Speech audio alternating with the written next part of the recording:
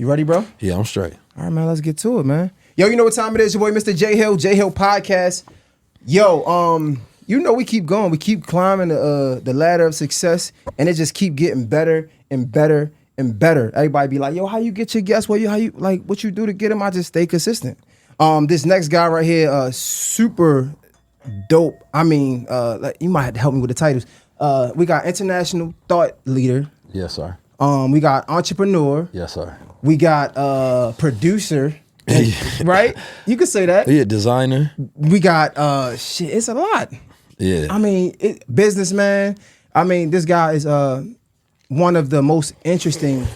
Now that I got the intro out of the way, because I had to practice that, but I can say it from the heart. You know, it's been real. One of the most interesting people I've prepared an interview for. Oh man, I appreciate that. And I mean that. I don't know if that's good or bad though. As I was doing my research and my preparation, I honestly didn't know which way to go. That's good. And usually when I'm interviewing somebody, like I have a whole list full of questions. I know where I'm gonna go. I know how I'm gonna maneuver in a conversation. But this one, it was just like all of your conversations. And I hate to be this corny, but I mean they are pretty much what you promote, like that high level conversation. So I wanted to start with our first introduction. I officially met you at Revolt World. Okay. And we had a short conversation about the industry being quote unquote weird. But the more I see myself getting into it, the more I find that statement being a contradiction. And your answer was pretty thought-provoking in itself, because you was like, that's because a lot of us are coming into it. A lot of the young ones are coming into it, and we changing that narrative. I wanted to talk to you about that. No, I think it's exactly that. I was having that conversation with my bro, LaRussell, as well, because he was asking me, he say, I see you moving a lot. And these years, you know, in recent, he said, I see you on this side now, being able to move through these spaces of the industry. And he was asking me, like, how does that feel? And I understand why he asked me that question. Like, when you take things back, you know, when I think about the industry, when I think about any industry, right, you think about the gatekeepers, right? You think about, you know, who they not letting in. Then you personalize it as well when you on that journey, like, man, they don't want to support me. They don't want to see a person like me rise. And once you get in the game, some things you realize that it's because I don't understand the system. And then some things that you realize that, hey, exactly what I thought was true, right? And what I'm learning in the game is both of those. It's the parts where I didn't have a strategy to know how to move. All I had was the frustration, right? And the frustration came from the ignorance, right? Of having this lack of understanding, right? Because you can have all the knowledge in the world. You can be the most righteous person in the world, but if you don't network, you don't know the right people, right? So it's a skill set that has to be married with what you know, right? And that skill set of who you know. So once I learned that, I'm like, damn, some of these blockades that I've heard throughout the years, right, is because those people probably weren't people persons. They probably didn't know how to network. They didn't know how to talk to people outside, right, they bubble and they sphere of thinking. So for me, it was like, no, we got to learn how to talk to different people, right? We got to learn how to talk to the corporate types, talk to those who, you know, come from a background of degrees, right? Talk to people who may be in politics, talk to people who are in the media, talk to people who are in the industry. Because you need friends all around in different places. As they say, you need friends in high places, right? So what we've learned to do is to make those connections, get that information. And then you realize sometimes I ain't got to go that way. I can make my own way, right? And that's the more even beautiful route. Because it's like, you see me at Revolt World, but why am I on that stage? You know, it's not so much that the industry has just changed and they want individuals like myself on those stages now. It's because we can't be ignored anymore, right? The equivalence of what you would look as a person's rap career or their brand, right, is the same thing that I have, right? I can go tour, right? I can pack theaters. I have a show that gets millions and millions of views. We've created a brand and a movement. So it's mutually beneficial, right? That you got, this younger generation who has the ear to the people, right? And the attention as well. So if we collaborate and pay him to come on, guess what? Our brand benefits as well. It has nothing to completely do that you're completely in line with what I'm saying and what I'm doing, because most corporations or people that are behind the corporations are not always in line with the entertainer, right? Because they be talking about nothing. No, they understand it's business. Business is warfare, so you have to have a strategy when you go about doing business in this world, figuring out what's your goal, how you go get there, and what are your strategies to get there. Now, it's crazy that you say that. Like, you touched on so much, and I wanted to touch on the networking piece. I feel like a lot of times coming where we've come from, like you born in St. Louis, raised in Oakland, like you, especially like the hood environments, right? Like I come from the projects of Baltimore City, right? So like the world looks so different inside our bubble, that proximity, because we haven't branched out yet. So when you start doing things, if it's not the way you're used to it, it can look different. For example, when I started, and I'm gonna be completely honest, I came in here, my guy Seven said, shout out to him, he was like, yo, I don't know if he said congratulations, I'm proud of you, because I don't really network because it's weird. And for my people that's listening, quote unquote weird, it's not what I'm used to. So when I come in our network and you say you want to do something, I'm expecting you to do it. Not understand that has so many layers to it. Got to make sense for you. It got to be the right time. And I might say I'm going to do it because I get so many people that ask me, and I'm not lying to you. It's just, yo, we're locking, I give you my number. So once I get your number, I'm thinking, you said you're going to do it, we're going to do it. Nah, that ain't how the game works. And it gets frustrating. It's like, man, I'm not about to mess with these kids. That ain't how the game work at all. But then I also learned to not take things so personal. Because when it's business, my uncle told me a long time ago, he was like, when it's business, you can bother a person all day long, right? So that means a person, they go do something, you can keep calling and be as consistent as a hound dog, right? Because somebody give you a word, then you can follow up 1,000,000 times until that word is kept. Exactly. When it's personal, you can't do that. You know what I mean? Like, you're just trying to be the homie and you keep calling me now. That's weird. You on some weird shit right now. Like, bro, I don't feel like talking. Right? Now, if I tell you, like, bro, I'll do your show, you feel me? And then you follow up, whether you followed up for 10 years straight till it happened, that's business. No, facts. It's an activity till you meet that goal. You just managing your business affairs, which is keeping communication tight. Facts. So when we talk about things that are weird, what is weird? Things that are strange, unusual, unfamiliar, things we don't understand. Right? So for me, moving, I start to understand things from the outside. At the top looks weird because you don't understand it. Fact. You don't understand why they make that move, why they do that. If I was in that position, you can only say that from your position, right? You can't say that from a higher position because you don't know it, right? So everything is going to look strange to you. So when you get closer up, you also realize that these things aren't as powerful as we thought they were, right? It's a lot of facade. Right. And we play in our imagination more than we do in reality. So, we have a higher expectation and a higher, exaltation towards these things than they deserve. Right. So we be like, this entity has all this power, and this man ain't doing all that. You have to remember, people are people. Unless they were born with some gene that made them the most calculating human beings on the planet Earth, and everything they do is directly intentional, and they're all connected with some uniform thought to where everything they do is concentrated for a purpose, man, all that shit ain't going on that you think it is. And you can infiltrate quicker than you think you can, but you got to have a strategy and a plan. And like you said, though, that difference is what breeds the greats, though. Everybody for the most part, a lot of people who came up that was really successful, that made a name and impact on themselves, was different from somebody else. Talk about the rap game a lot, or the hip hop culture a lot. A lot of people, I've seen this a lot. A lot of people come up and they say, they come to the A&R or the manager. Let's say Generation Now. For a lot of people will come up to Drama and Don Cannon and be like, yo, I want to be the next Uzi. And it's like, bro, we don't need the next Uzi because we got Uzi. Right. The same with the same with the world. The moment you're able to separate yourself, it's going to come with some backlash. It's going to come with a lot of people talking because you are different. But that's when you know you're truly special, and when your light can really shine. Like, that's when you know you got something going for you. No, that's a super fact. I don't like being compared to nobody else because, my story ain't been written yet. You know what I'm saying? Like, I've closed certain chapters. That's about it. But the next chapter, you can't determine. And people try to determine that through comparisons. Oh, you're the new this, so it must go this way. You must do this next. Nah, you can't write my next chapter for me. So I don't allow people to, make their comparisons my new reality. You put this on your Instagram. I don't know if it was live a while back. I think somebody had compared you to like Malcolm X. And you probably get this comparison all the time. You're like, you can't compare me to him because what he thought was right or what he did back in his times was during his times. Yeah. This is a new day and age. This is my time.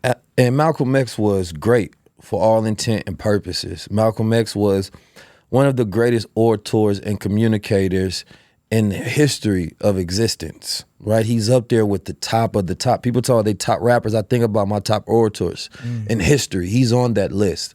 I think Malcolm X was a very righteous man and individual, and his attempt to, give us freedom, justice, equality, and human rights, right? What we deserve. And, when you look at Malcolm X's life, you see somebody who didn't step into righteousness till, he was in his, I believe 30s, I imagine.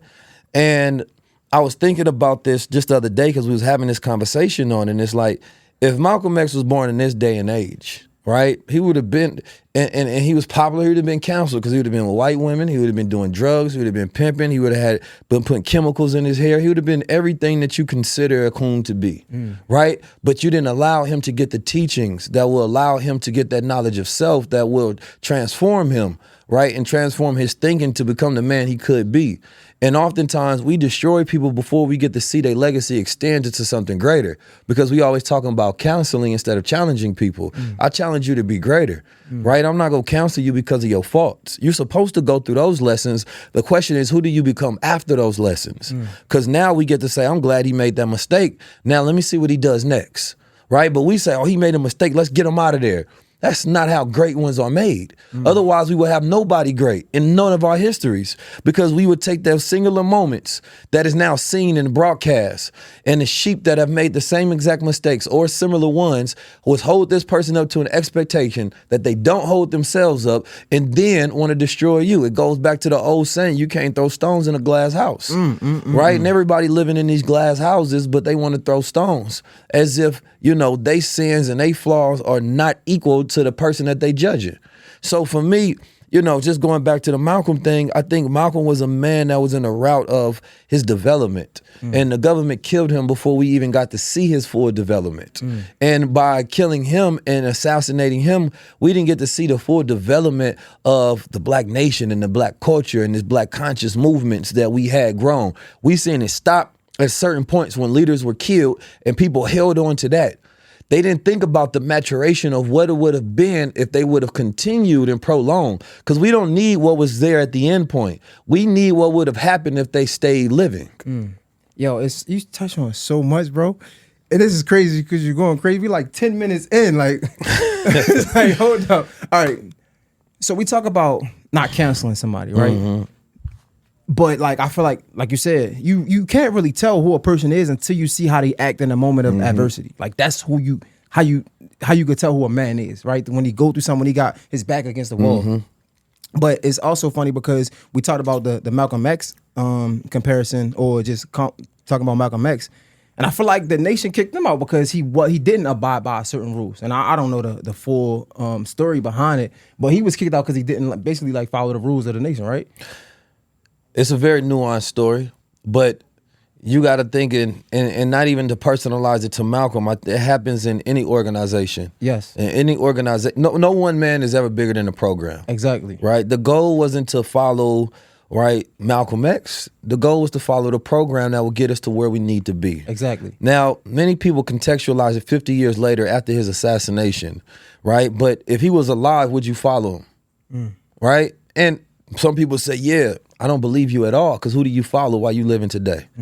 You telling me that there's not programs, there's not teachings that he followed, there's not blueprints to where you to walk in that same path, right? So it's like the Nation of Islam, its goal was for Black people to be able to have freedom, justice, and equality in Islam and a nation within a nation, right? That was its goal. Right? Malcolm X said that his goal later was to build human rights. But at the same time, he tried to get back in connection and he was in communication to have that consolation with the nation. Right? That was disrupted, right, by outside forces that didn't want to see that rejoining of those black minds come together, because what would have been the most powerful thing is that collaboration came back again. That unity was brought back to the forefront.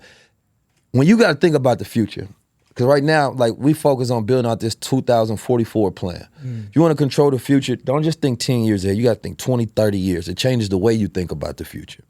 So the question is like, all right, the longevity of Malcolm's plan, and then people always talk Malcolm, but you also have to talk Elijah Muhammad every time. 100%. Right? So you have to say, what was Elijah Muhammad's plan? What was he doing?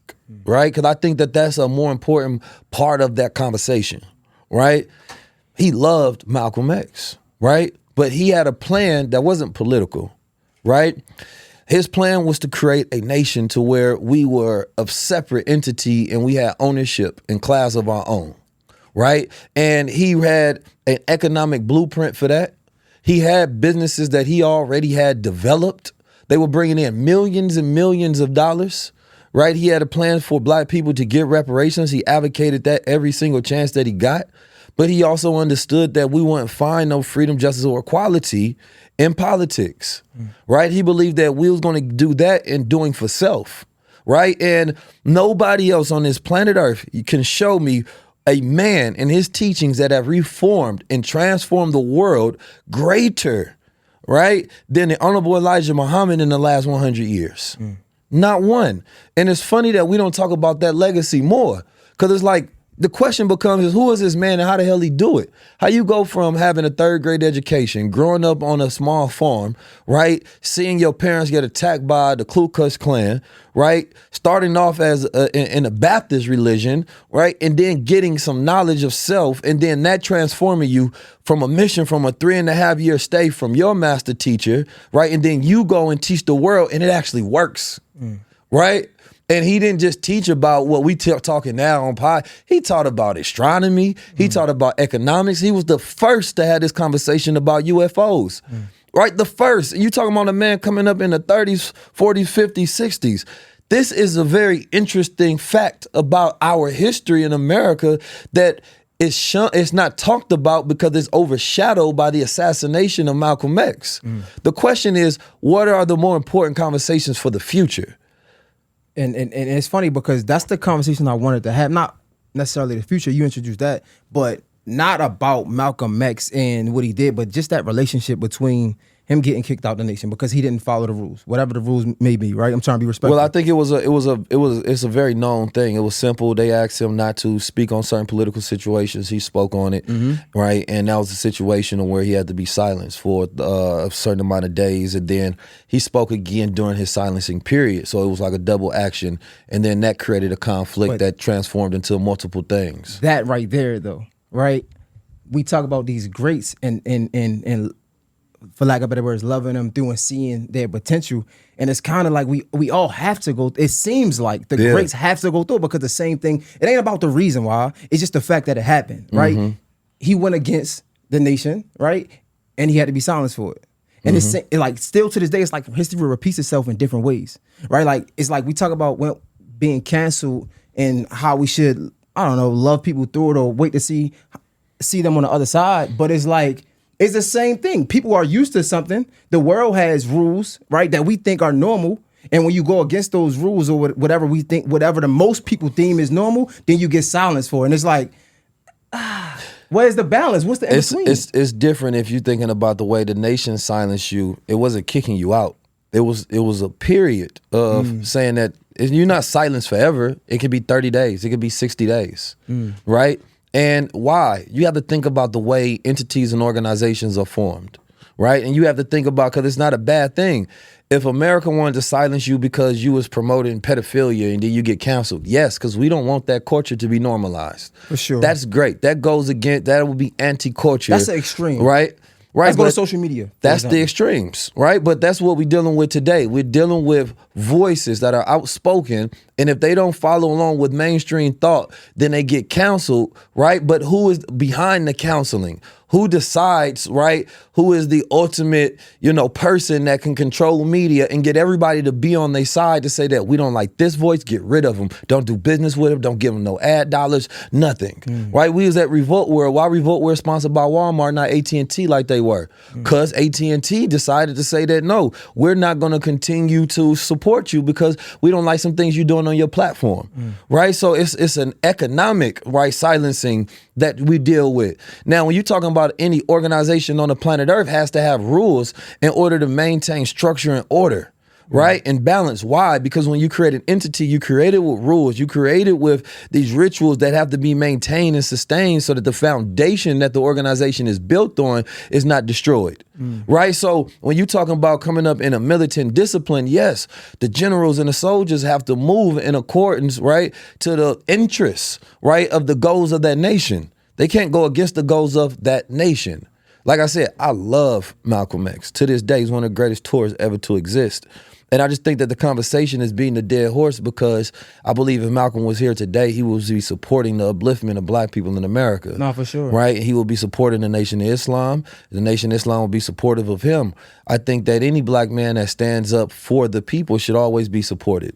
I think that we look at one point of history and time with a lack of reconciliation, and that doesn't benefit us to have the conversations about those times. It benefits them that becomes a reason that we're not connected. Says his legacy is not his assassination. His legacy is the life that he lived, right? And his intervention for us to have freedom, justice, and equality.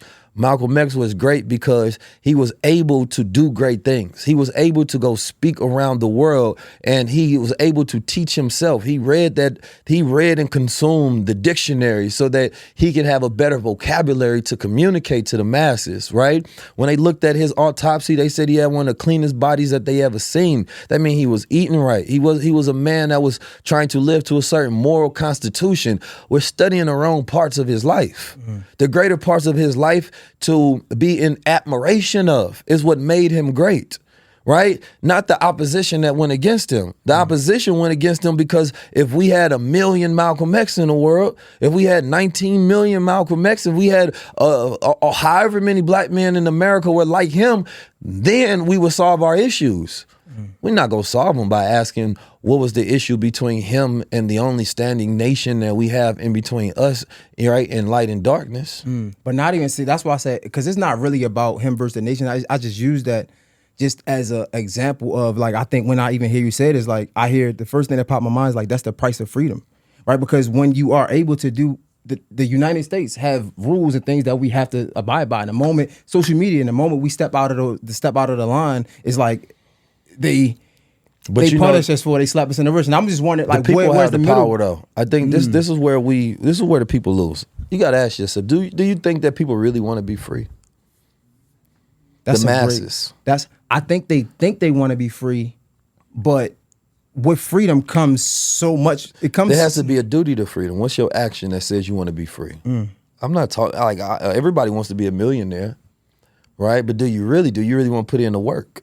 Right? What's required for freedom is the question. Everybody wants to be rich, right? But are you willing to fight and put up your ideas and fight through entrepreneurship and go network and go do all of those different things that's required to be the boss and to manage your ideas to get to that point? Everybody ain't willing to do that, right? Everybody would love to be a CEO of a multi-billion-dollar company, right? But you can't handle that stress.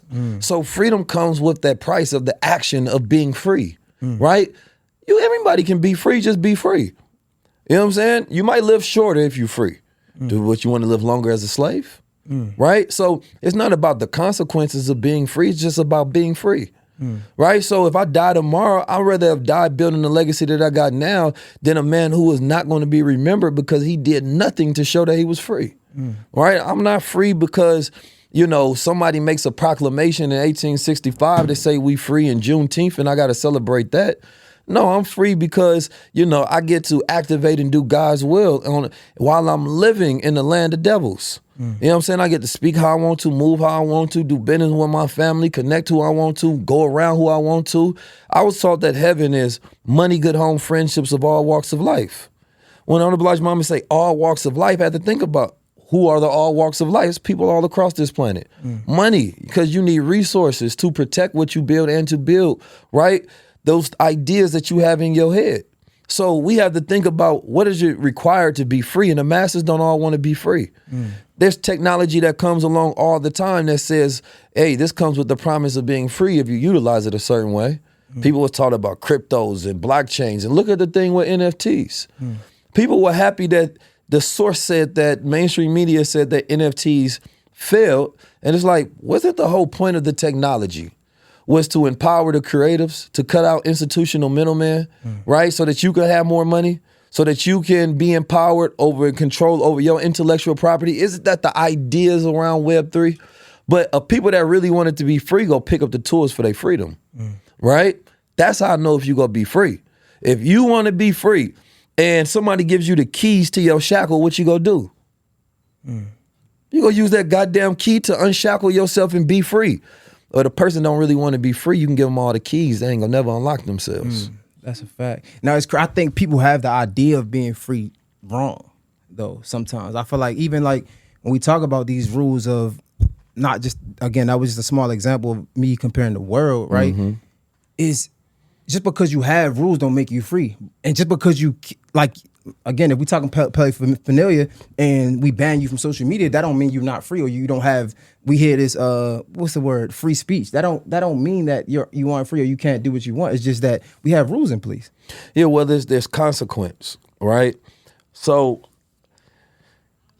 you can tell a person is free by their ability to control their mind and their will, right? All right, so you go into a job and you can't dress how you want to. You can't speak how, you're not free to do whatever you want. What you are free to do is leave, Decisions. right? So you have certain liberties, right? But you don't have complete freedom, right? And sometimes there's a give and a take when it comes to that. Like, what is the requirements to maintain your freedom, right? And what is freedom to you? Because it means something different. There's some people who have an imperative that I have to speak truth, otherwise it'll make me sick. And then there's other people who are more introverted. I don't want to say nothing. I internalize my things. I work behind the scene. Freedom to us means different things. Freedom to me, like, I can't be in a room without speaking the truth. Freedom to you is, if I'm forced to speak, then I feel like a slave. If I'm forced to do something that somebody else wants me to do, then I don't feel like myself, right? Freedom is following along, right, with your natural, innate human features, right, that make you unique in who you are, your ability to pull out one potential. So in the communities that we grow up in, when we grow up in impoverished environments with a lack of resources, we're not free because we don't have the tools to bring out that which we are, to bring out that God within. So we don't feel free. A black man that is told to limit himself, right? A black woman that is told to limit herself, because this is not a safe space. They don't feel what? They don't feel free to be who they are. Who are you? You're naturally a righteous being. And even, I think, to piggyback or to add Veggie more back. content. What did you We call it? veggie back. Yeah. So to add to it, add Don't more fuck with the content, pigs. I feel like, and this is the goal to that too. I feel like freedom is the ability to make a decision, but not to make the decision at all. Right? Like, yeah, I could speak if I want to, but I decide not to. I think that's freedom as well.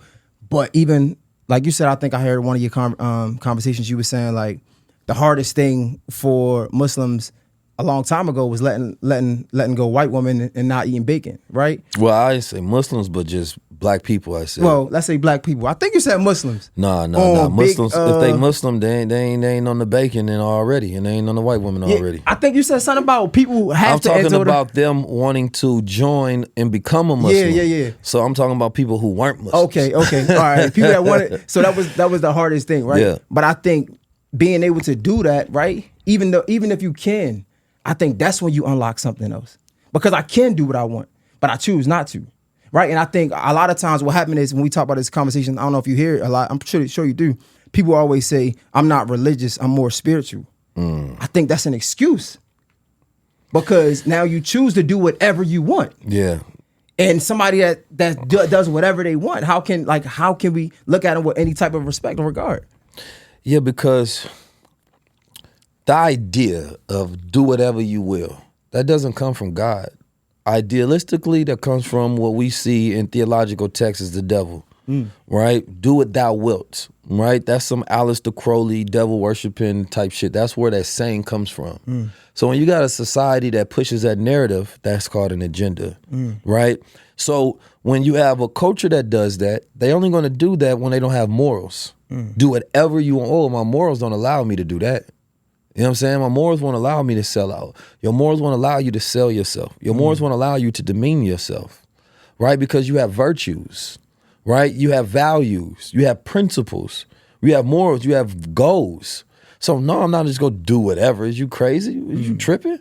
No, I'm going to do the things that are in line with my God self. You can serve two masters, your lower self or your higher self, right? That devil is something that exists and dwells within man.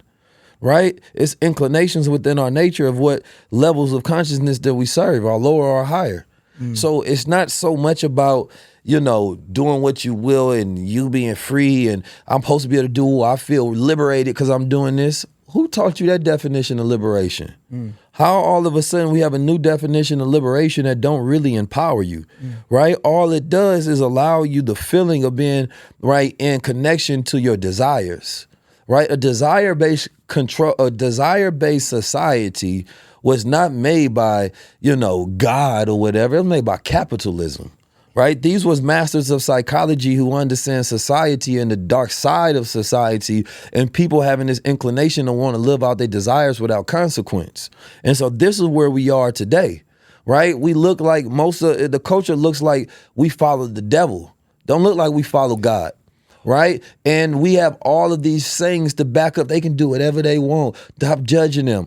Isn't the idea of most religious contexts was that there's a day of judgment? The judgment was this idea of this battle within as well, that you judge yourself when you do things that go against your nature.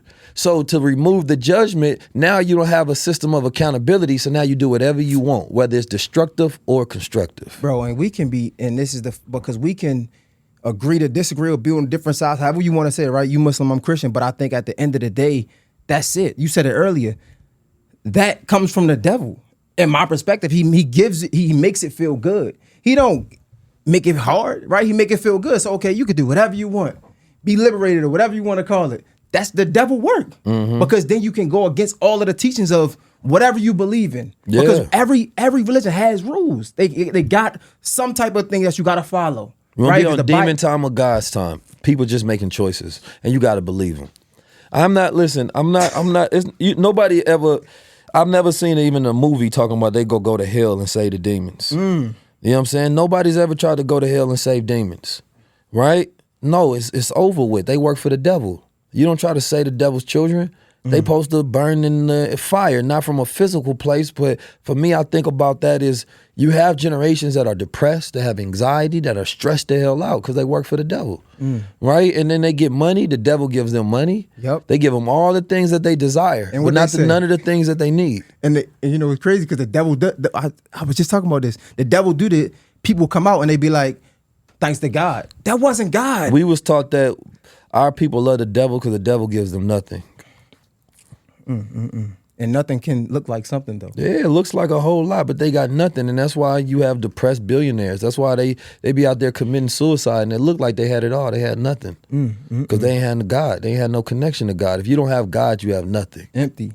Yo, all right, so I had a whole situation how I wanted to do this interview, right? So I wanted to get to know you, right? We got into some conversation, but I'm a scale back for a second. I'm gonna say something. Right, I'm gonna say a sentence, a statement, and I just want to get the first thing that comes to your mind. If you want to explain it, you can. If it's short, that's fine. All right. So the first thing I was thinking about was true masculinity. What's the first thing that comes to your mind when you hear that? Purpose. For me, it's purpose. Like true masculinity is a man living within purpose. Right? Like you're designed for something. You're here for a reason and you're going to live up to that. You're going to live on your edge. You're going to move with purpose. You're going to act with purpose. You're going to believe with purpose. Because when you know your purpose, you know what you're here for. Right? This is your purpose. Right? This is what I'm meant to do. And I'm going to stand, live, and die for that. Right? And there's nobody and nothing that can get in my way because I'm a man of purpose. Right? Because that's what truth is. Right? Truth is the reality of something, right? It's the substance, the realness of it. So when you talk about, masculinity, it's just to be masculine is the typical traits of a man. Man meaning mind. Man is not even just describing the males, but it describes the human beings, the humans themselves, man. So when you're talking about what are our typical traits, right? It's our ability to survive, our ability to procreate, right? Now, once you get past survival, right, now you're going to a place of thriving. You're going to a place of imagination. You're going to a place where I see it and then I do it. Living in right? a deep state of consciousness. Yeah, that's when you go to, like what they say, Genesis chapter 3:14. I don't be knowing verse Bibles like Come that. on, but I believe man. that the Come word, you feel on, it? man. What they say, Let's go. I am. I am is the language of God. Come on. You know what I'm saying? When man has the ability to possess the I am, you feel me? He knows his purpose. He can evoke his will into reality, right? And then that's when he can stand on something that means something. So when I think about masculinity, I'm thinking about a man standing in his purpose, right? Tapping into what his mind was designed for, which was to produce things into reality and protect those things that you produce. Come on, that's crazy that you said that, because I was like, man, I want to prepare for this interview, but I want to get my mind in the right state. So I started reading The Way of the Superior Man again, right? yeah, And the fact that you fire. hit it, you kind of hit it right on the nose, right? Fire. But in that being said, then we gotta ask, what's the first thing that comes to your mind when you hear true femininity, though? Virtue, right? When I think about a woman that is virtuous, right? A woman that is in connection, right, to nature. A woman that possesses the ability to produce and nurture life. When it has in full connection to her power and her essence, she can speak life, right? Think about nature. Nature doesn't create like man does. Nature doesn't define things in straight lines. That's not nature's job. Nature's job is to grow. It moves. It's to flow. Any restriction of nature, right? It cuts down the ability for nature to grow. You put a snake in a box, right? It's not until you give that snake a larger environment then that snake can grow and outshed things, right? Woman is the same thing. If you put her in a box, she's only going to grow to this, right? But if you give her the world as her garden, then she can tend to things that's in connection to her nature to allow things to grow. So for me, when I think about a woman, I think about love. Right? I think about, the qualities that allow things to grow into existence and to become everything that they're supposed to be. The white woman, imagine if every time you walked outside, one was like, bro, I see you, Jay. You killing it right now. You are an amazing man and you have power. Man, you'll walk back home like, damn, I can do this. She going in vigor. It ain't the same when a man tells you, right? But when a woman tells you, man, she sows so many seeds in you. And the thing about seeds is that, see, a person can drop a bad seed and they can drop a good seed. Somebody can come around the homeboys and be like, man, so-and-so hating on you, bro. He don't really want to see you win. And now while you up, hey, man, that's the homie. What is you talking about? Now, what about when you down? Come and you on, start man. thinking about that. Now that seed starts to take in like, damn, man, these niggas probably is hating on me, man. Come Bro, on. I was right. And then so when a woman plants them good seeds in you, it don't matter when you down, them the ones that's go hit the most. Like, you know what? You're right, baby. I am who I am. Ain't nothing gonna stop me. I am who right? I am. Yes, It's sir. gonna make you invisible. You can't prove you a man unless you have a woman. You know what I'm saying? Like, how would man know who he is unless he had an opposite of who he was? Right? That's our reflection. Everything in the cosmos was created with balance. Right? We have day, we have night, we have man, we have woman, we have one, we have nine, we have up, we have down.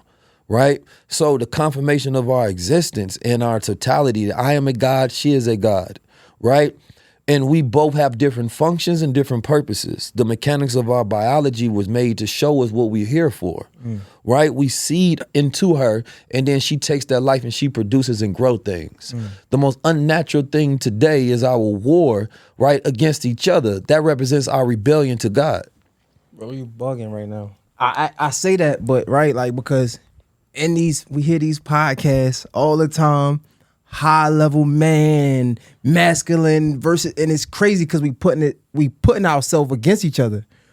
But in all honesty, not even taking femininity out of just woman, we need it both to be whole though. It's the expression. It's the flow of all things. Come You know what I'm saying? Nothing flows without the feminine possession. Masculinity a lot of time can be forced, pushing things. When your life has flow, man, you got a woman in your life, you got some flow in your life. You know what I mean? Go find me a man that ain't got no women in his life. He frustrated. So what? That's a fact. What is a high value man then? What is that? What would you? I mean, I would say it simply because I feel like this topic is already over discussed, man. That's not even. That's a. I would say, understatement. it's just a man who is bonded with his word, right? And it's a man who's going to stand for something and he's going to do it. And it's somebody that you can believe because it's not about his words, it's about his actions. A high value man, if you want to say anything, it has to be a man that has a deep connection with God and he moves like one as well. I know you're not going to know this answer. It might be rhetorical, bro. So why are we not we, but it's like the world is pushing something totally different, bro. When it come to it's always in connection with what a woman shouldn't be doing, making a woman soft and feminine, and it's like, bro, what are we talking about? Like I don't.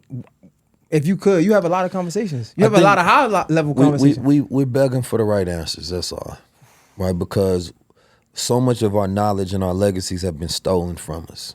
So you got to see the culture is in a dire point in time right now, and people are begging for guidance, and they don't know how. So they talk about what they know, because wisdom is when you know what you don't know. So you go ask more questions and try to give more answers. So we having circular arguments about the same thing because we don't know. So we just talk about what we know, the trauma, the issues, the problems.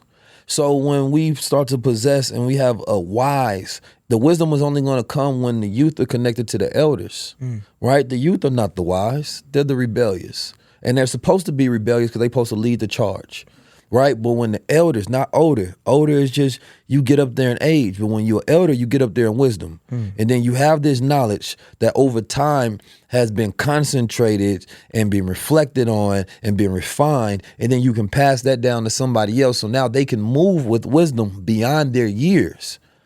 So would you say that a high level, and this is probably drawn out, but just thinking about it, hearing you speak, would you say a high level man understands the moment when he don't know? He has that wisdom? One would hope so. I mean, that's part of being, wise and growing. I asked that because, not to cut you off, I only asked that because I got the serenity prayer tatted on me, right? Yeah, that was my grandma's favorite prayer. God grant me the serenity to accept the things I cannot change, the courage to change the things I can, but the wisdom to know the difference. And I wanted to talk to you about this, about the platform and the things that we're pushing. With you, it seems like everything is positive for the progression of our people, which is dope. But seeing all these platforms and people, they only pushing what they know. But are you really high level if you're only pushing what you know, but you're so ignorant to the things that you don't know, and you're not even open to understanding the things that you don't I know? don't know who said they was high level in the first place. A lot of these. If I put on a white coat right now, right, with a tag that says Dr. Keys, does not mean I'm a doctor. If I can't perform and I don't have the knowledge, right, and the pedigree that a doctor has, right, does not matter what title you give yourself, right? It's how you perform. It's your knowledge and your activation of that knowledge that says who you are, right? Because you can be a bad doctor. You can be a good doctor. So there are good and bad in every situation as well. There are some doctors who are crap. You don't want them to touch you surgically. And then there are some who are world class. And if you don't know no better, it's some doctors that are given that position because they want to speak, right? But they may be better at speaking and talking medicine than they are performing it. But if you don't know the difference, you could. And there's nothing wrong with that. It's that person, that should be his purpose. Right. Right? Because this doctor may be better at it, but he can't communicate. Exactly. The thing is, when you need to connect the experience and actions of the excellence, right, with the communication, so they're not getting it from your experience level, they're getting it from the highest level. All right, get back to it. Damn, this is crazy. All right. So when we talk about, I was curious to get, because I think I seen somewhere where you said you monogamous, right? You practice monogamy. And we hear, every time we talk about like men and having multiple wives, we hear Muslim, right? And I was wondering, what is your thoughts on polygamy? Well, 50% of marriages work out. So monogamy has its place in the world because it's an institution that works for many, right? 50% of people that get in it, there's a 50-50 chance it's going to work out. But then there's a 50-50 chance it won't. I think we all customize at different levels and scales. We live in a society that generalizes everything. Facts. And that generalization does not take into account, right, the customization of who you are. Doesn't care about your sign, doesn't care about your personality type, your human design, doesn't care about your psychological background, your preference, none of that. There's a general assumption of that if you don't follow this, we're going to grade you good or bad. Some people, I believe, it may be a small percentage of people on this planet Earth, they're not built for monogamy. There's no way that you can tell me, and there's no science to back up that every person on the planet Earth is built for monogamy. It's an institution, it's a rule, it's traditionalism. And I think that it's good and it should be instilled because I think what it does is it allows us to nation build on a level to where we have some discipline. But I have to take into account the percentage of the planet Earth who are not built like that. And when you take into that account, you look at the people who are not doing it successfully. One would have to say maybe they're not built for it, right? And then you want to have the counter argument to say, I am. Prove it. That's it. Now, so when we get to the conversation about monogamy, it's not just Muslim. We looking at, our ancestral intelligence. Polygamy. Or polygamy. When we looking at it, you're going to look at African countries, right? And you're going to see them practicing it, right? I just left Ghana. In Ghana, somebody told me I need to have 22 wives, right? You got that much money? I ain't got no time. Hey, now. I ain't got to have no 22 wives. Maybe 19. This guy. No, I'm just messing with you. I'm going to do monogamy. But, I believe that, you have to look at these different structures and orders across the planet Earth. But I believe that here in America, we have to start with the foundation of one. If you can't make a relationship work with one person, what makes you think you're going to make it work with two? Right? And then you have to look at the qualifications of people who can even meet the standard to even begin to have a conversation because it has to go to financial, has to go to emotional and the spiritual, right? Do you even have the ability to meet those qualifications? When we look at the percentage of people who would even meet it, it would be so low, right? That you should just allow them people to handle their business and you handle yours because you don't even fit that criteria. So I believe that, if the world can support gay marriage, and I think they can support a person having multiple marriages, especially when we have a society where people have multiple baby mamas but no responsibility or accountability to their family. I think monogamy is super important because of discipline too, though. Yeah. Right? And this isn't to go against what nobody practice, but I think it's important for men especially because we should have that discipline. Do you think if you survey 1 million men, what percentage of them you think would say that if you gave them the option of polygamy, how many of them you think would practice it? If they believe it was going to be a successful situation. Honestly, I would say probably 900,000. So 90%. So this is why, as you say, discipline has to be in order because the average man, right? And I know Muslims, Christians, Asians, all of them around the world. Period. If you do a survey, but nobody cares what a man wants, that's not the empathy of the nation. The empathy of the nation is that you have to have discipline regardless of what you want, right? So that goes back to the conversation to do what you want. Facts. We don't really believe in that, right? Because if men were to practice, and some people would say, well, you already do it, right? Let's take that away, right? Let's take that off the table. When the rule goes against what you naturally want, people break those rules because it's not acceptable behavior. Say right? that one more time. So look at the way women do sexual liberation, right? They say, well, I need to be half naked, show my ass, be sexually free to be with whoever I want to, right? Because society said that we shouldn't do that and we judged if we don't do that. So they believe that that's liberation when you go against those rules and those confines that was set to you, right? That makes you respectable and makes you valuable, right? Men, if you go survey most of them, and I'm talking about from a heart to heart, whether they could be successful at it, whether they should, idealistically, a lot of men, right, would say that, yeah, I would practice polygamy, right, especially if I grew up in a world with it, right? So that means idealistically, a lot of men want to practice polygamy, right? But society says it's not. So that means that if men were to go through a so-called liberation movement, then they will practice liberation in connection to what they think is natural for them.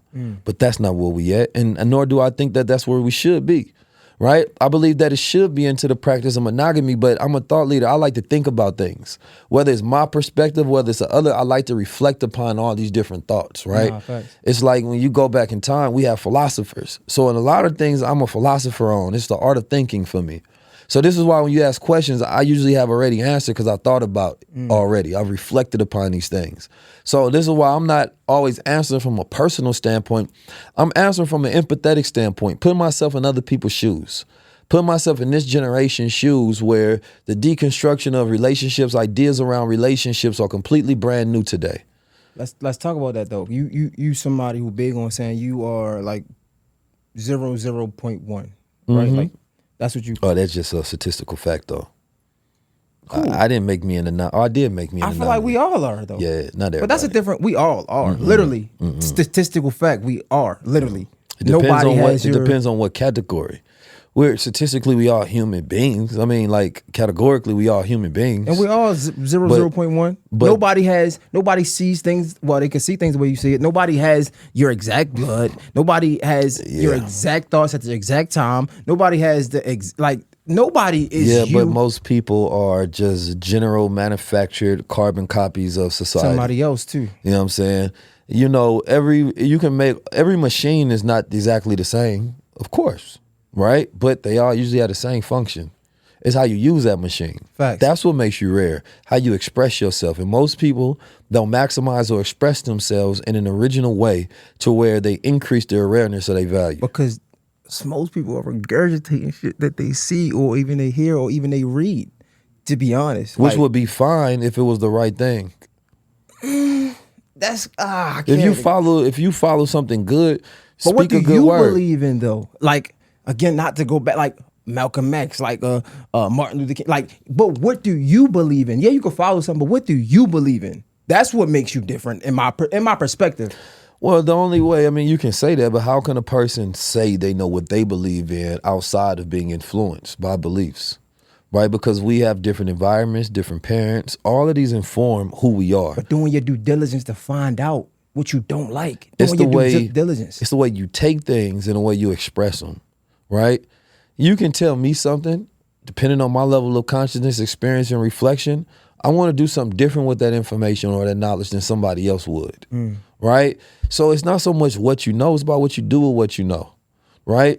So it's like you give two people the Bible and they may have completely different interpretations of it, right? Same thing with the Quran.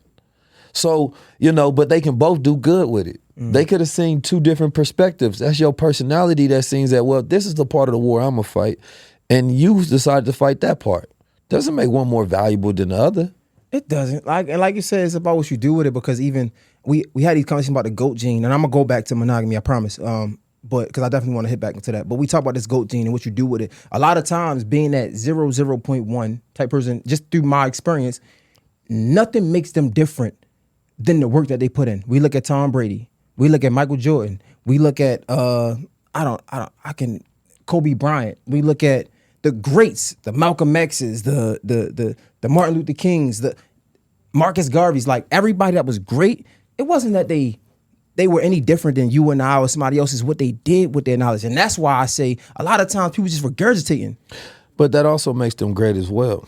Because a lot of time a person ain't filled with nothing, so they can't do nothing. Facts. So it's like, you know, it could be two cups on the table, both filled with a liquid substance. You won't know till you drink them, right? But they both filled with something different. The potential of them are almost equal the same. I can quench my thirst. But one may have some goddamn nootropics in there that's go light my brain up and have me super energized. One may just be full of sugar. I'm be energized, then come down. When I think about people, I think about the substance of what they made of, right? And you can only activate based on your substance. And you gotta right? go get it. Yeah, if you tell two people to go do the same thing, it depends on the amount of knowledge that they have and their ability to execute that thing at a high level. Or the when I look ability- at great ones, I look at what they went through and then how they activated what they went through. Yeah. So the specialness, you're right, it is in the motion, right? You're only as good as the work that you do, right? But what did you have before you went into motion? right? So like before I touch the social media thing, I'm studying marketing, I'm studying branding.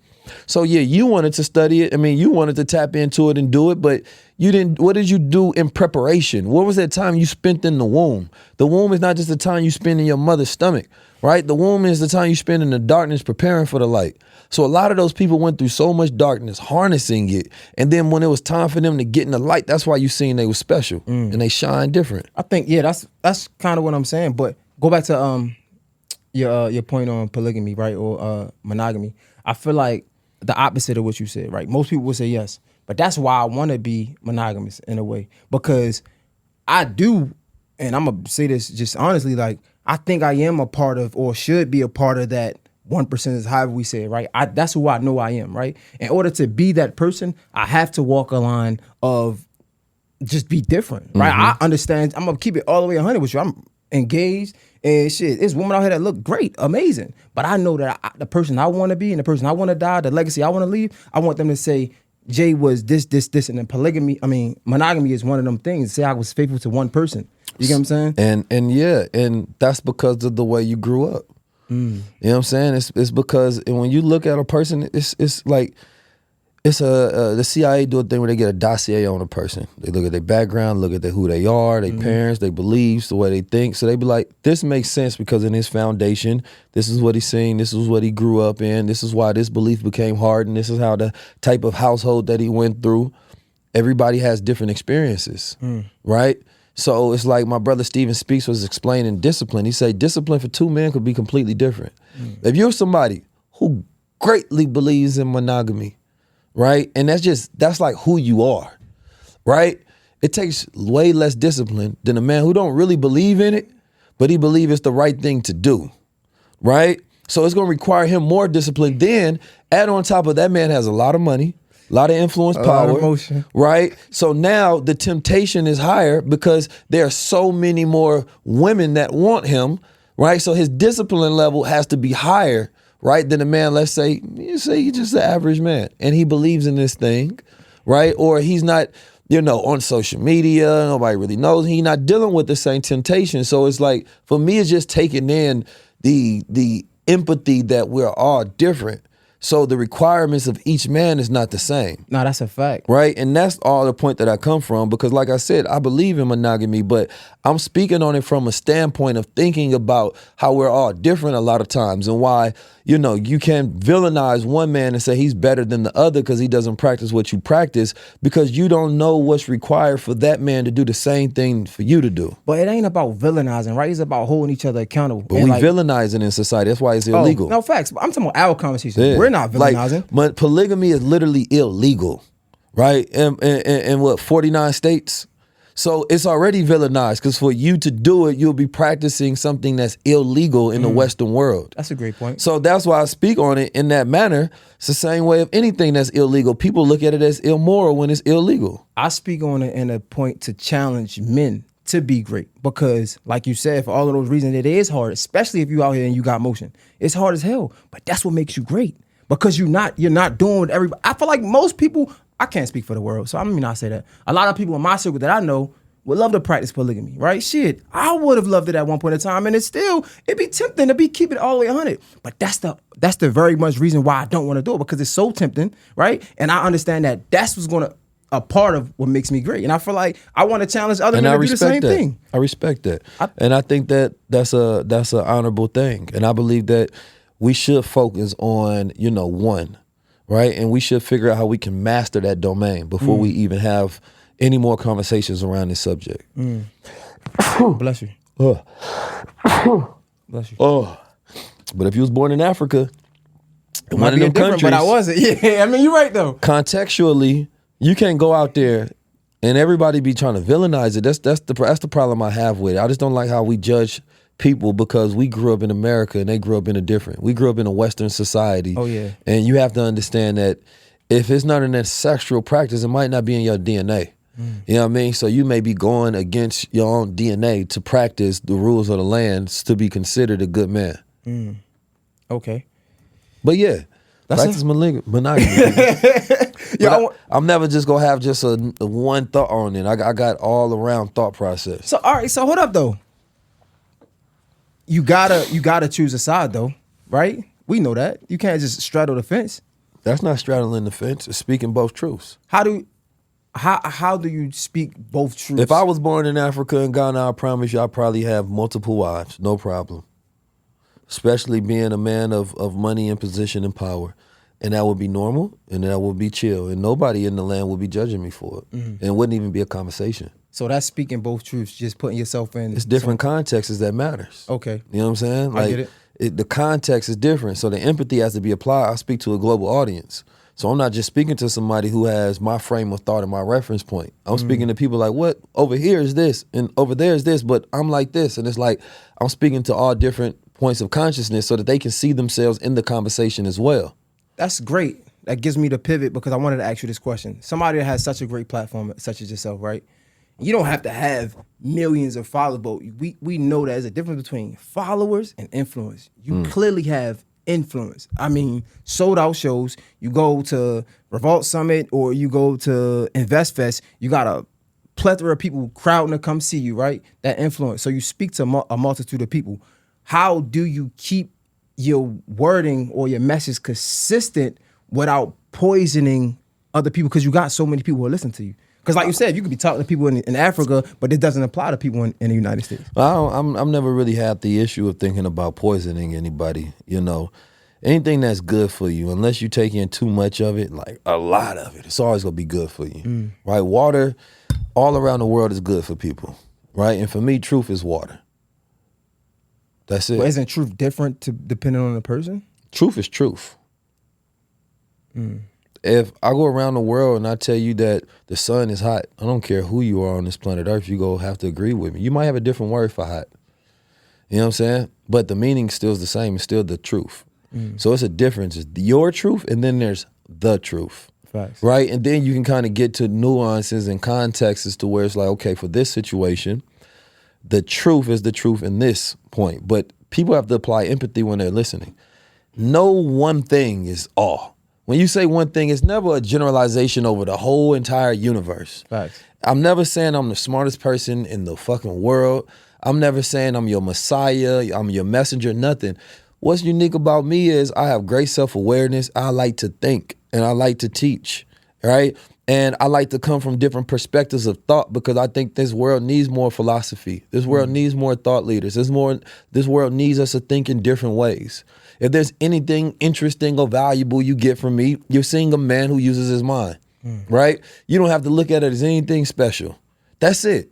That man uses his mind and he likes to think and he's a philosopher and a thought leader of such and he executes on the other ideas, right? So that he can live in the way that he wants to live. And the world finds value in that because it's rare in this day and time. Facts. Curious, how do you unlock, if you can, I feel like I've heard this before, but how do you unlock 100% of your mind? Can you do that? Your brain? I mean, that's subjective between the idea of what is 100%, right? I believe that 100% is about the effort that you give at any given moment, right?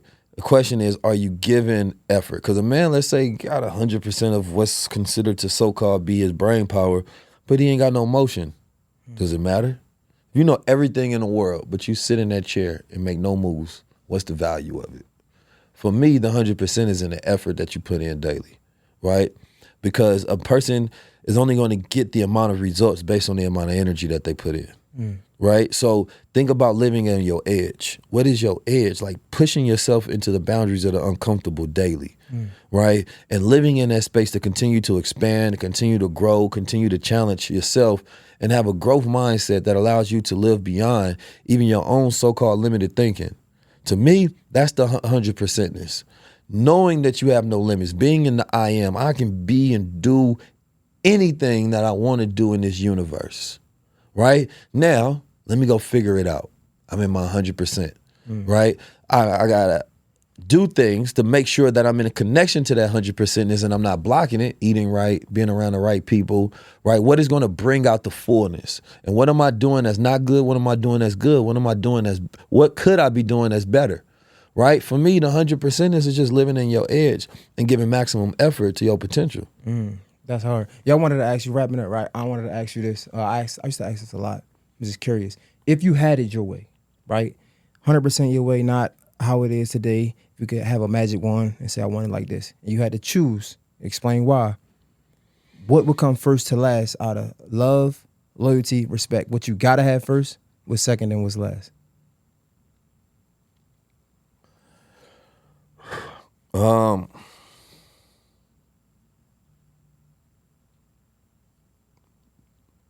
It's a good question, but I say, you know, most time people are loyal to you is because they respect you or they love you, right?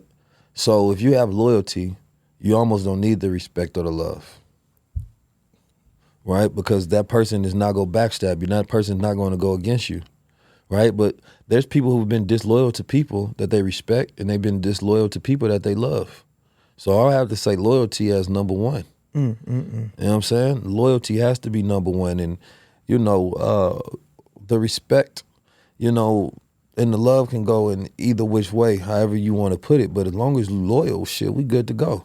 You ain't got to like me. That's crazy that you say that, bro. I swear to, I can't make this up. You guys, my team, that's my number one.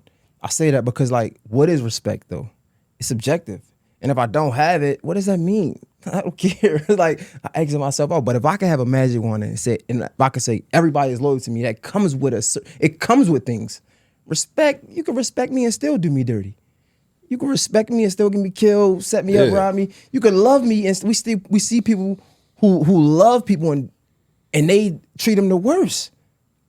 Like, that's when, like, so loyalty out there, yeah, because I would have to define the love as respect. Or I have to define the loyalty as respect and as love. If you loyal to me, that's the form of love that I like. You know what I'm saying? If you loyal to me, that's the type of respect I want. Facts. You know what I mean? So I believe that loyalty is a combination of respect and love. Yo, I asked you how I feel starting an interview, right? And we could just finish how we started. I asked how it felt to be on tour doing all this great stuff. And you was like, man, it feel deserved. So I've been doing this for 10 years. For the people who don't understand that, right, who haven't seen the 10 years and might have just got introduced to you, like, explain that to the best of your ability. I'm in my Christ year. I was born 33 years ago. Before you seen me, I was alive, right? And every single day of my life, I thought about me being a God. Every single day, through the ups, through the downs, right? And I've always worked to live on my edge. I was born in a Black Muslim household where they taught me I was a God, and I was bred to build out my potential, right? Whether it's purposely or not, I always known that I'm supposed to be someone that impacts the world. Didn't know how, didn't even know why, but the feeling was something that never died. From when I was a child, having these visions about, you know, me doing something magnificent. And from the days that I've been poor, I've been homeless, right? From the days to where it was my darkest days and I had to be in households smelling crack every single morning because, you know, family members of mine were in their lowest and they had us subjective around that. And I still got to go to school that day. To the days where I got to go out there and sell drugs and to eat, to the days where we in St. Louis in the streets doing things that's disloyal to my nature, knowing that I had this consciousness, right? To having bad partnerships, to working with the right people, to doing the good things, to developing my ability to speak, to developing my confidence, to going out there, right, building brands, learning, studying every single day, to having this duality of a man that's from the streets and a man that has consciousness and knowledge, and to seeing people not teaching our generation to wanting to be that force of difference, right? To not always having the ability to build with my brothers, so I go out there and seek collaboration with others because that's part of my purpose. That's who I genuinely and authentically am, right? To working in corporate situations, right? To goddamn working and firing them and working for myself, right? For me, my life has always been a preparation for something greater. Right? Everything that I go through is to build me up to do something for God. Right? And so, you know, the last 10 years or so, right, really my whole entire life, right, I've been working on becoming who I am today. And I'm nowhere near who I want to be. Right? So for me, it's like these things should come when you have consistency, because I remember early on, I was like, I'm guaranteed success as long as I don't quit. I'm guaranteed failure if I do. So you can see the maximization of something ever if you quit. Some people started a podcast, they quit 3rd year, 3rd month, 3rd day, You don't know what it would have been if you kept going for 10 years. You took all of those meetings. You said no when you were supposed to and yes when you were supposed to. You put up your money. You did the research. You went through the good, the bad, and the ugly to get to the beautiful, right? So if you see somebody that has something, especially a man that I didn't have no inheritance, right? Nobody handed me a position.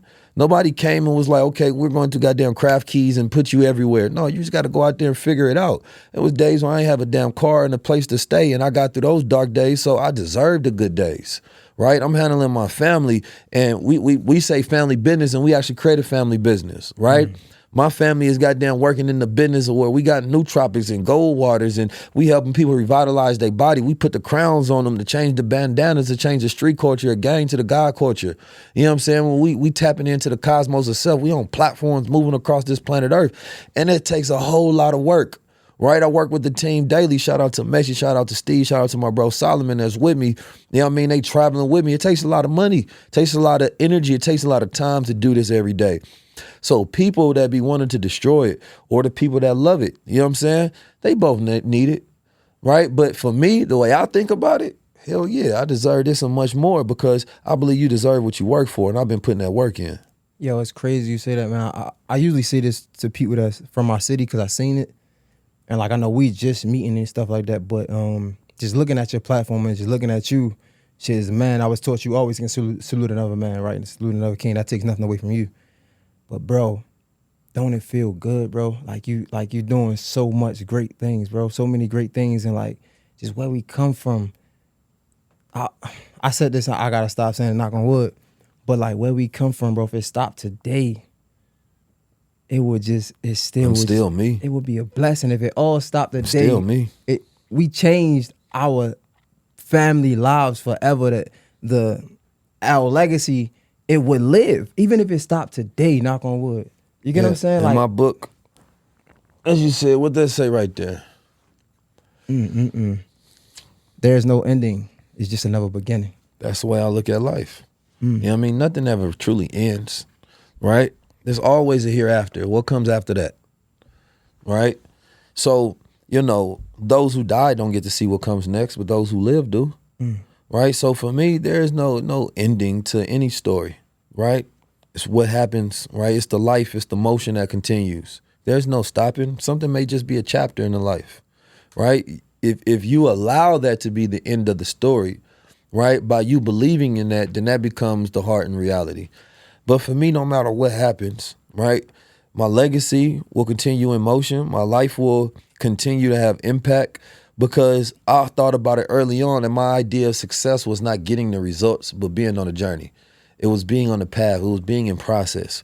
So you want to die doing the thing you love, right? Or you want to die doing the thing you hate, right? If you die doing the thing you love, you're living full, right? If you die doing the thing you hate, you didn't really live at all. So for me, this is my passion, my purpose. You know what I mean? It's my power. So I'm stepping in it daily and I'm developing. Like, this is the immature version of 19 Keys you see. This is the lowest level of 19 Keys you gonna ever see in reality, right? I promise you I'm nowhere near perfect. I promise you I got many flaws, but I promise you I'm working on myself. You know what I'm saying? I promise you I'll be going through them shadows to bring them to light, to expose myself to me, right? To become better. You know what I'm saying? I promise you I don't like, it's not no complex of perfection that I have whatsoever. I enjoy the beauty of the enigma, right? To become better. You know what I'm saying? Like, there's a lot that goes into that. But having examples like the Honorable Minister Louis Farrakhan, you know, as a man, right? I think it gives me the opportunity to see a level of greatness that I want to normalize within myself. And for me, believing that I'm so far away from reaching those pinnacles that he's reached gives me a journey to continue because it's a milestone, right? So, yeah, we just made some baby steps. We ain't nowhere near, man. Even the stuff that I did, that's cool, right? But niggas done rapped about shooting niggas and got this far. You know what I'm saying? So I want to get to a place that, you know, people looking at like this is unparalleled. It ain't never been done before. The impact has to be 20, 30, 40, 100 years out. And I know men hate when I do this, but I just want to stop you there and say that's a fact, right? But just acknowledging everything that has happened and just being able to sit in it for a moment. I'm pretty sure you've done it before. Mhm. It might I'm not be a grateful. lot, That's called gratitude. but come on, man. If God, whatever God you serve, bro, God is amazing. It just like, That's, come on, man. That to me is called gratitude, man. You know, I think I told Rashad this from EYL at the Invest Fest. I was like, you got to slow down, right? Because part of my conversation was about fast consumption culture. We consume things so fast, and a lot of that is through trauma, right? We're looking for stimulation. We're looking for something to make us feel good. When it's like, no, it's like I be eating fast. Growing up in a household, I always joke about I ate fast because I wanted to get seconds. And if you don't finish your plate faster than your siblings, ain't no seconds Yeah, for it's you. done. So like I notice I eat fast, right? But then I be around other people that just can't, they be eating slow.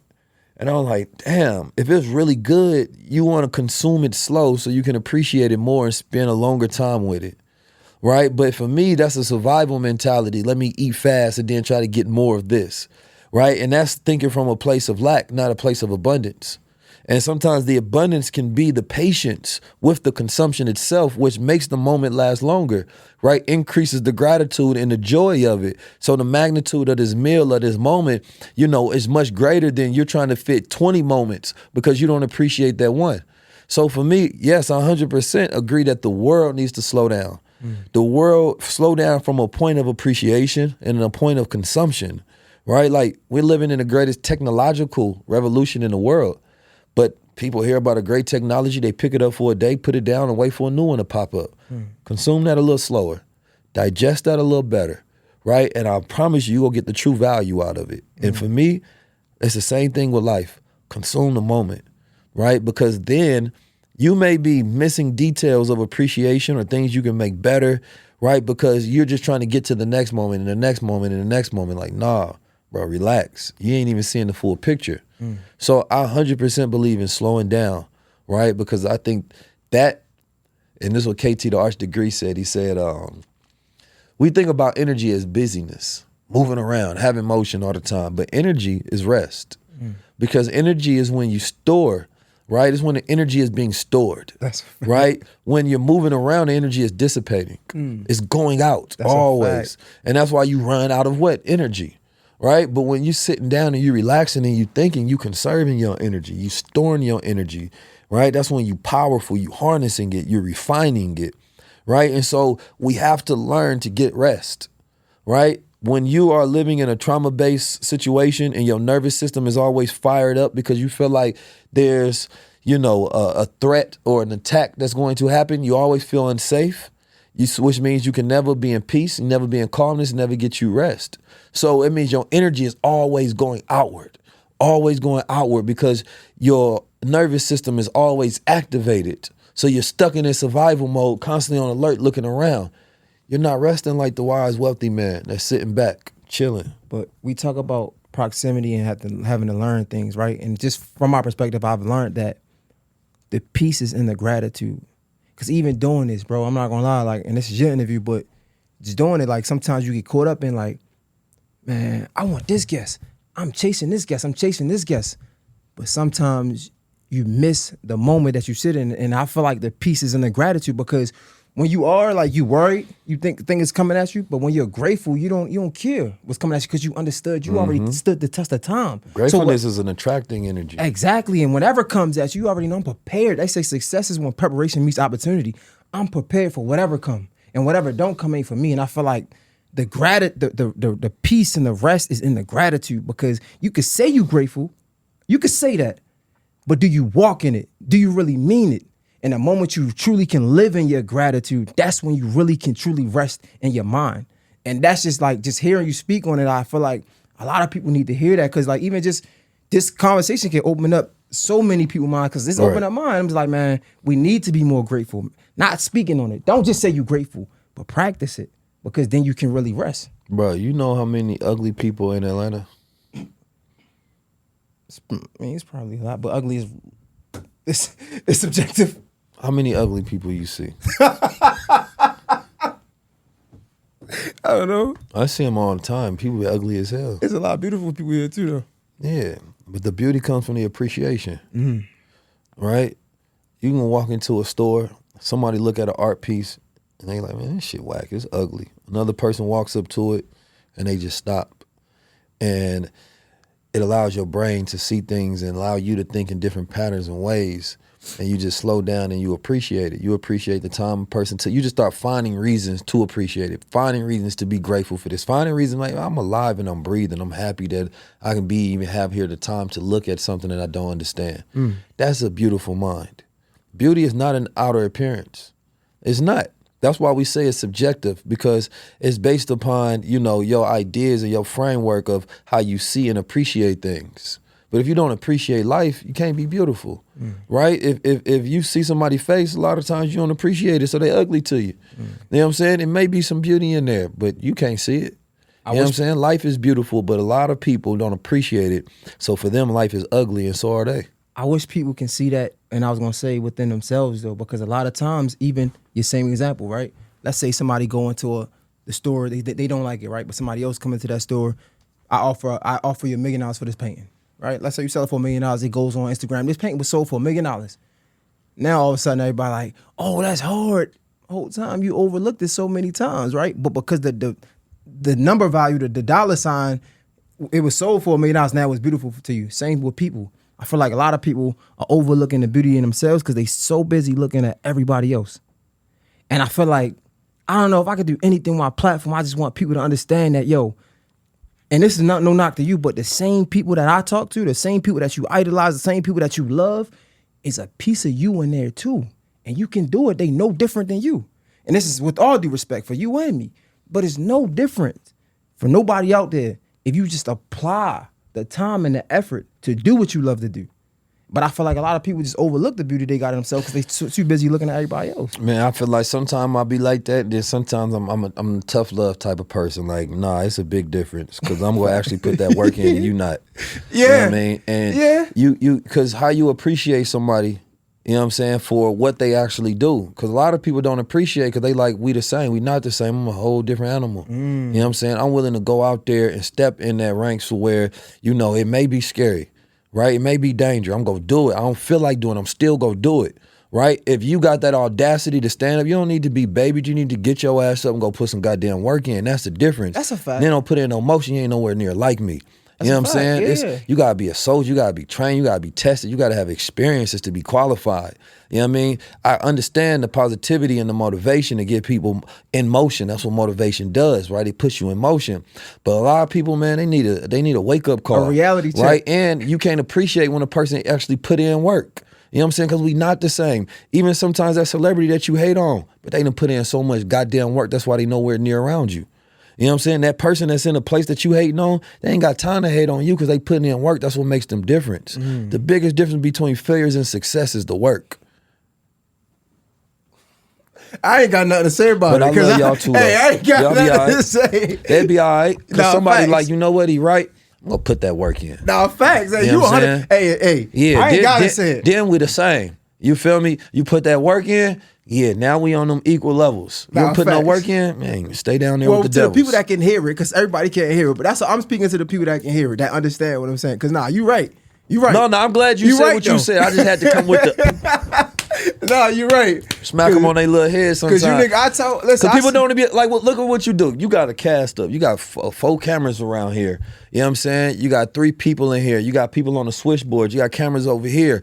That's money, right? Like the time it takes to get that money, the energy, the ups and downs, the cooperation, collaboration, connection, the networking. Why if they want what you got, they don't want to put the work in that you put in.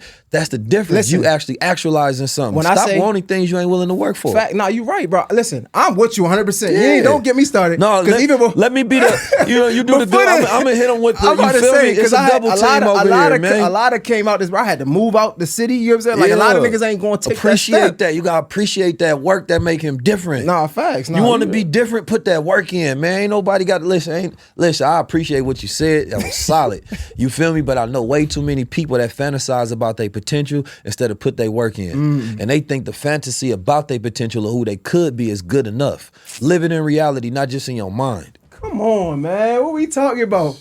Hey, this is fire, brother. Man, I appreciate Yeah, I it. appreciate you, man. For Yes, real. sir. Thank Like, you. this I had shit- new music on the way as well, man. I say new music like I ever put out music, but we got music on the way. We got the soundtrack to the movement, so make sure y'all lock into that as well. Heavy too. What type of music you playing, bro? Oh man, we got bops for the people. You know what I'm saying? Shout out to my brother Rance 1500, man. You know Rance, he put together Nipsey album.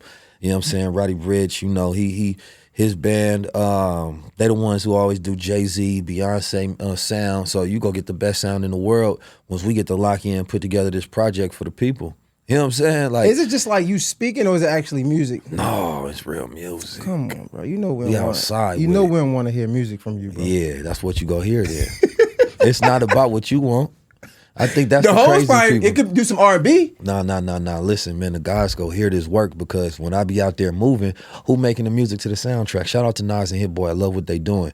But rappers ain't rapping about nothing, right? So we gonna get something to the culture. We gotta push a hard line, man. We gotta step outside in the name of drip. We gonna really show you how to move with it. Because what you don't know, right? I'm fantastical with these words, whether they on instrumental, right? Whether they on a beat, whether they acapella, it don't matter, right?